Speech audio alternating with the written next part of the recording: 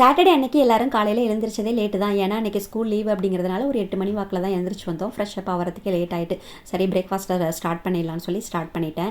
வீட்டில் macaroni ready பண்ணியே ரொம்ப நாள் ஆகிட்டு வீட்டில் கொஞ்சம் இருந்துச்சு, அதை வச்சு ரெடி பண்ணிக்கலாம் அப்படின்னு சொல்லிட்டு ஒரு கடாயை வச்சுட்டு ஆயில் விட்டு அதில் கொஞ்சமாக பட்டர் சேர்த்துட்டு பூண்டு, பச்சை மிளகாய், கேரட், பீன்ஸு, காலிஃப்ளவர், மஷ்ரூம், வெங்காயம் எல்லாத்தையும் கண்ணாடி பதம் வர அளவுக்கு நல்லா வதக்கி எடுத்துக்கிட்டேன். அதில் கொஞ்சமாக எடுத்து மிக்ஸி ஜாரில் வச்சுக்கிட்டேன்.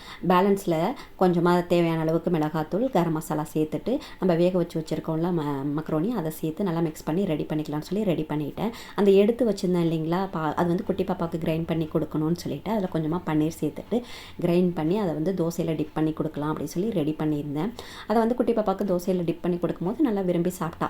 அதில் கொஞ்சமாக பேலன்ஸ் இருந்துச்சு. அதுக்கப்புறம் நான் தோசை ஊற்றிட்டு அதில் வந்து டிப் பண்ணி சாப்பிட்டா அவ்வளோ ஒரு டேஸ்ட்டு. என் பெரிய பொண்ணு விரும்பி சாப்பிட ஆரம்பிச்சிட்டா. அதை ஒரு நாங்கள் சட்னியாகவே ஆக்கிட்டோம். திரும்பி அதை எனக்கு ரெடி பண்ணி கொடுங்கன்னு கேட்டால் அந்தளவுக்கு டேஸ்ட்டாக இருந்துச்சு. வேணால் ட்ரை பண்ணி பாருங்கள்.